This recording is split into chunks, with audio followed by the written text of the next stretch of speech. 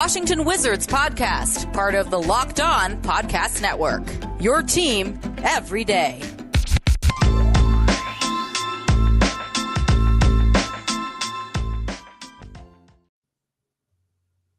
What is going on, guys? It is your boy D and your boy Ed back at you again with another Locked On Wizards episode. Firstly, I want to thank you guys for making Locked On Wizards your first listen every day. We are free and available on all platforms. And this episode of Locked On Wizards is brought to you by McDonald's, proudly serving communities since 1965. McDonald's has always been more than just a place to get tasty, affordable food. It's an unofficial community center. A big thank you to our friends at McDonald's for always being there. I'm loving it. So today, we kind of got a little small episode for you guys. I know we're all waiting for the Wizards to play again against the Cavaliers. So we're going to be talking about some Wizards power rankings, Rui Hachimura expectations and his spot in the rotation. Wizards ceiling updated, because it's changed. And we're just going to give our bold predictions and previews against the Cavs game. So to start it off, these power rankings, Ed, Wizards jump on NBA.com. They jumped from 12th to 6th. That's 6 spots. I mean, Wizards fans was talking about the Wizards being disrespected in the original power rankings when they were at 12. How do you feel about them jumping up to 6? Oh, it feels good. The Wizards are getting some respect on their name right now. Jumping up 6 spots, that was the biggest leap of the whole NBA. And, yeah, a lot of fans were upset that we were 12th last week. So, blowing out the Grizzlies, beating the Bucks, the defending champs, doing a good job defensively against Giannis. And, we're ranked really high in a lot of statistical categories, defensive rating, points allowed per game, points in the paint. We're doing a good job with that. We're not turning the ball over. We're rebounding the ball well. We're putting the league on notice. 7-3 is legit. We're tied for, I want to say, 3rd in the Eastern Conference right now. You look at the article, they're giving us a lot of props. They see that we got depth now at every position. Kuzma stepping up, Dinwiddie stepping up, Bradley Beal. He's ranked top 5 in defensive win shares.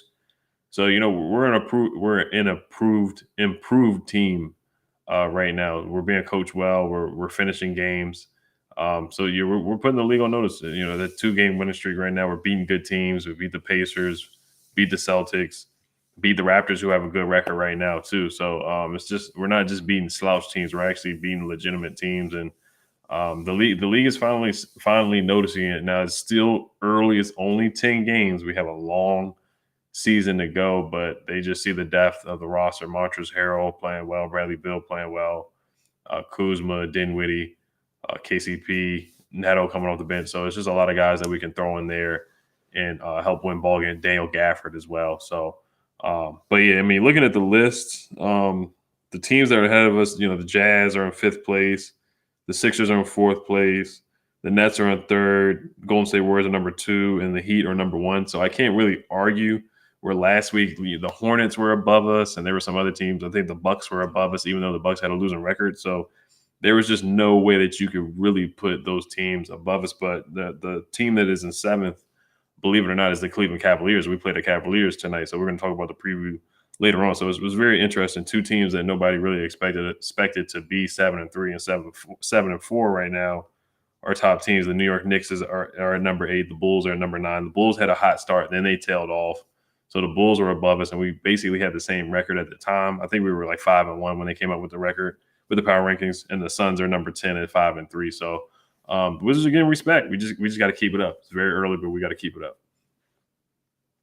Yeah, I agree. It feels good for the Wizards to, start getting some attention, because I know a lot of the media, they kind of want to see if it's real. Originally that 12th, when they were ranked 12th, I thought it was more of they really didn't know for sure how they felt about the Wizards. They're like, oh, they're off to a pretty good start. That's unsuspecting. But we're not sold on them just yet. And now you look at them, putting them jumping 6 spots after that game against the Grizzlies, where they pretty much crushed the Grizzlies, and then that game against the Milwaukee Bucks.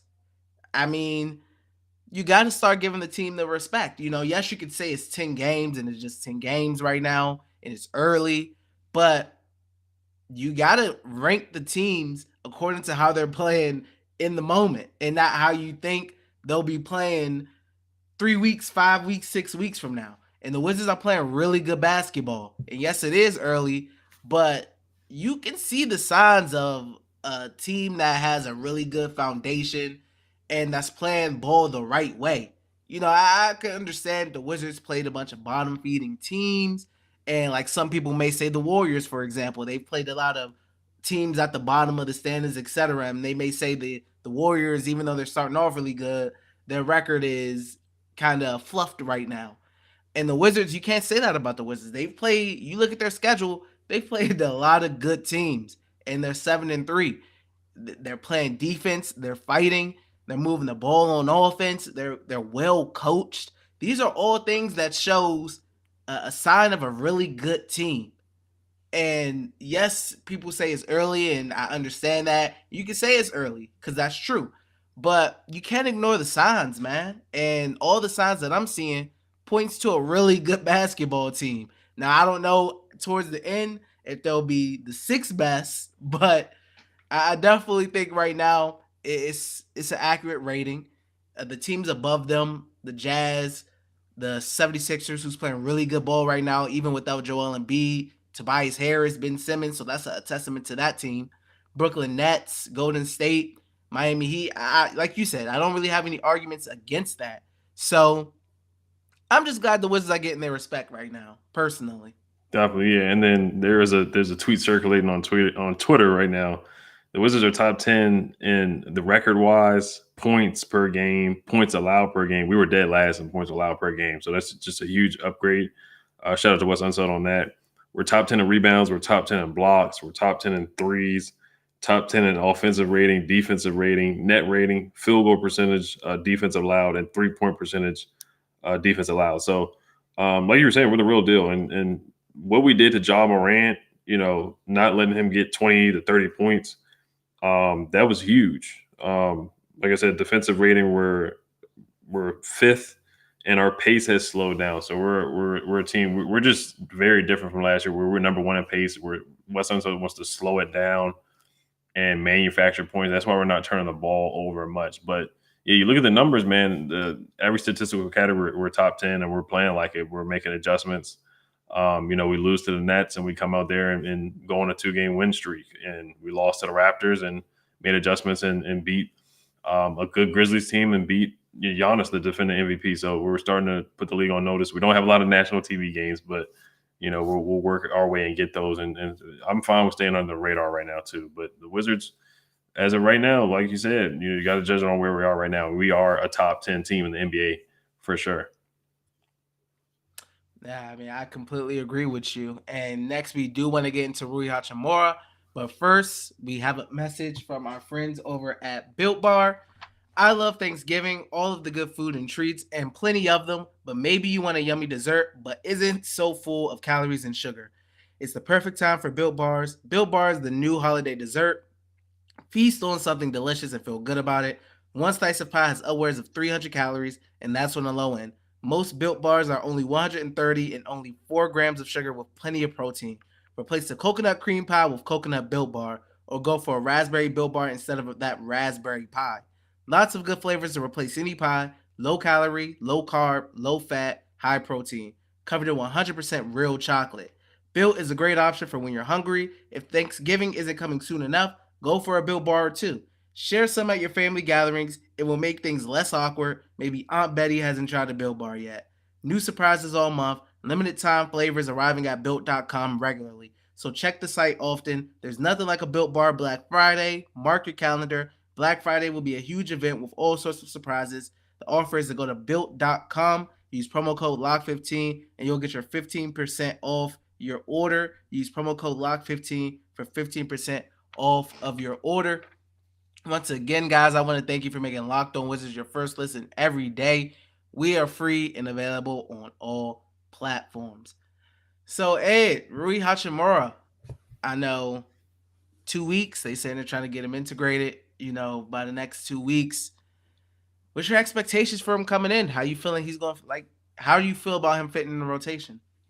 Yeah, it's going to take some time, especially with the chemistry. You got Kyle Kuzma, who's playing so well. KCP is playing his role. You got Denny playing great defense. Personally, I don't think he's going to start from the jump.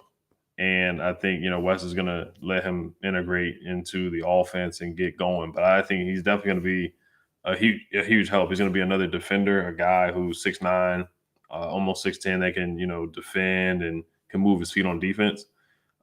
He's not a 3-point shooter, but he's really good from the mid-range game, really good posting up, really good running the floor too. I think we'll be able to run the floor a little bit more. He was starting to catch some more lobs. I love when he finishes strong and finishes hard and dunks the ball. So it's just going to be another great a wing defender that we can throw out there. So I love that we have just more wing depth. But Rui, um, before the season started, I wanted to see him and Kuzma start. So it will be interesting to see him and Kuz playing at the same time, them sharing the basketball, and chemistry is important. Of course, Rui is a little behind, learning the plays, getting the chemistry, getting acclimated with guys. I do want to see him play with Monsters Harrell. That will be interesting too. Is Rui going to play at the 4? He's going to play at the 3.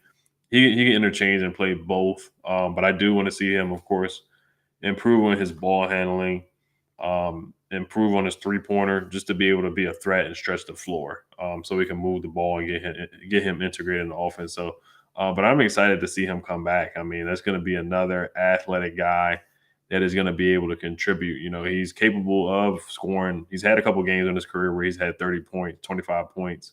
And he played really well down the stretch in the playoffs against the Sixers where he had 20 and 10.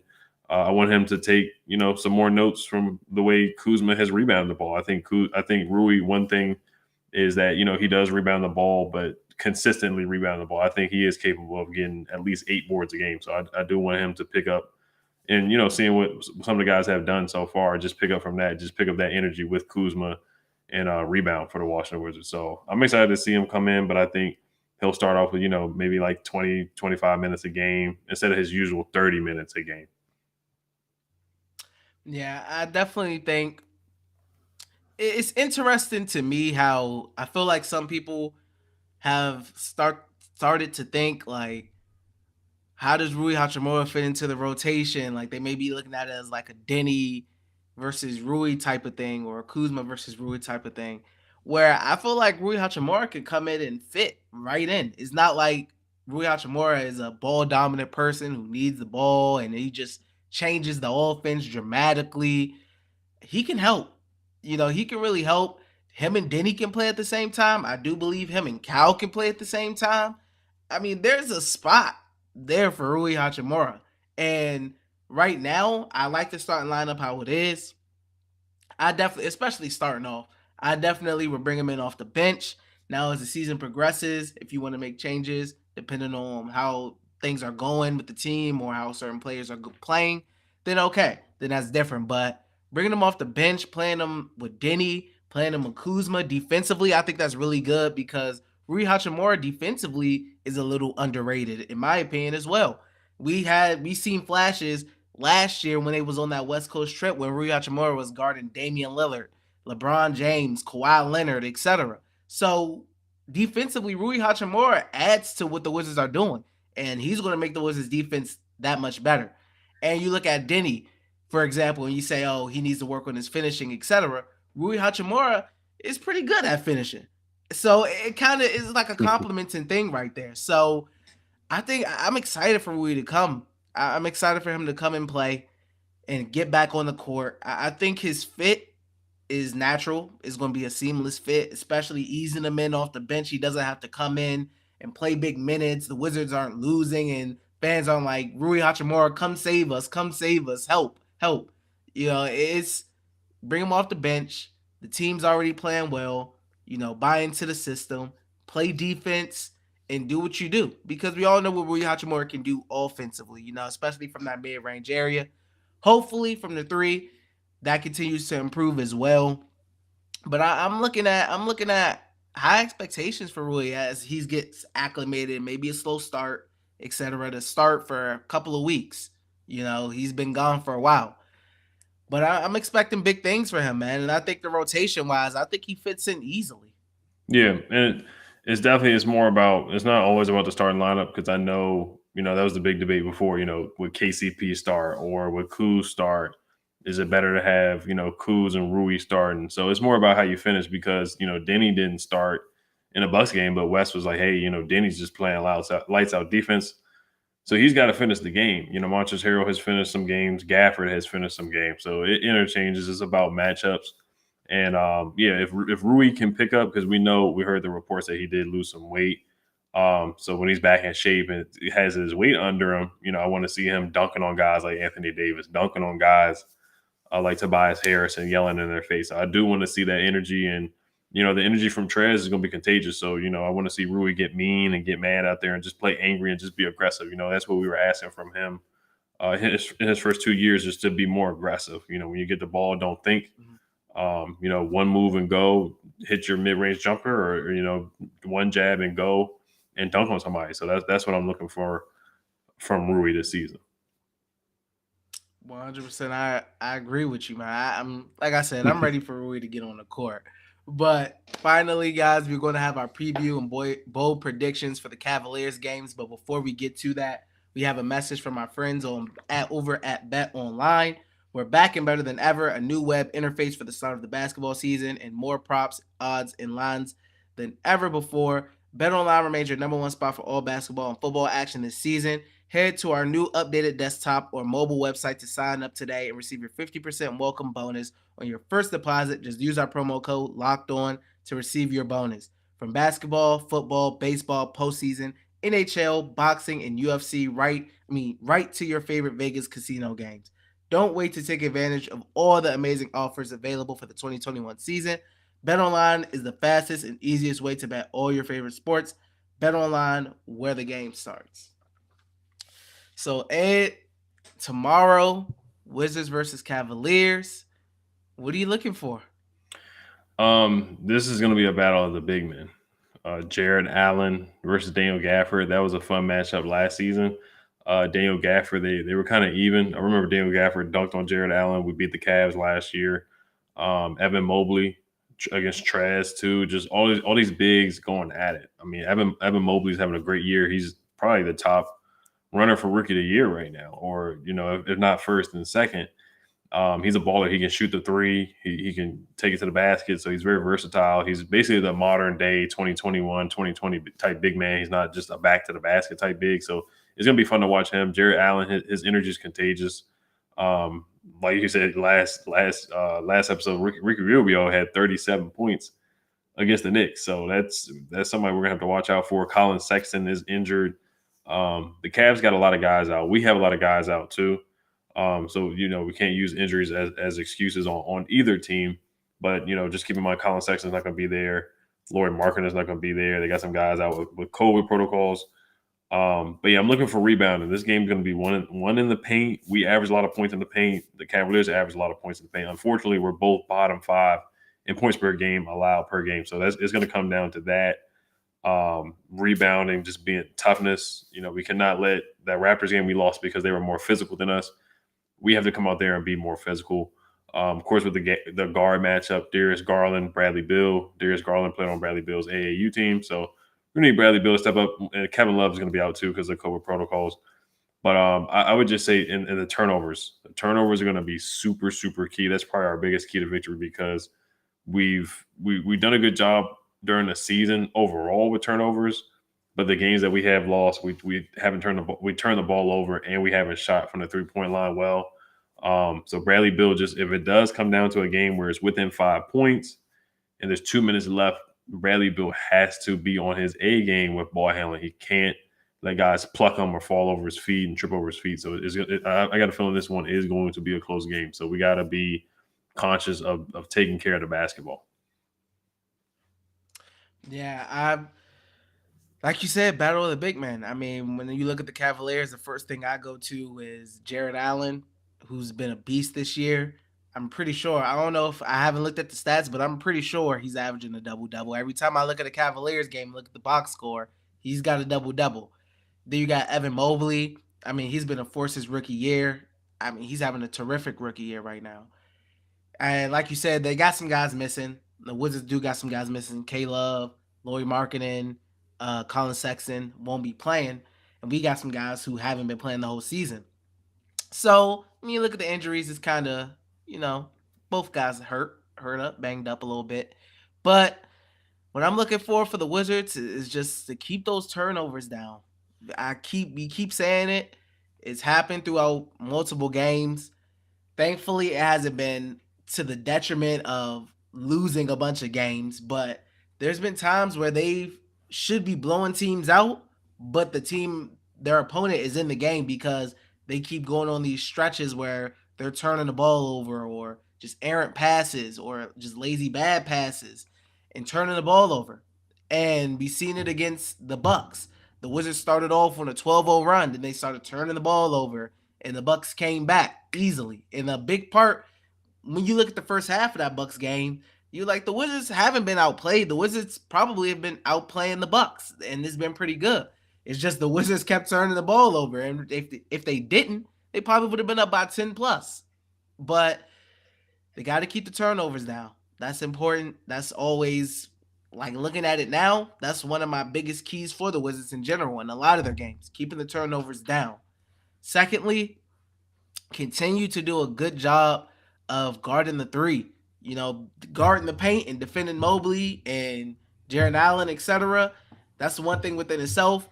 But you got to be able to not let guys like Ricky Rubio did against the Knicks go off and go 6 for 7 from the 3-point line, etc. You got to continue. The Wizards have to continue to play really good 3-point defense, which they have been doing the whole season. And now you focus on trying to lock that paint down. DG, Kuzma, Harrell, Denny, just try to do your best to rebound and they lock that paint down. So those are my things right there. Locking that paint down, not no turnovers, but less turnovers. I would love it if they had no turnovers, but less turnovers. Getting guarding that 3-point line and rebounding. Those are definitely, I would say, my 4 biggest things.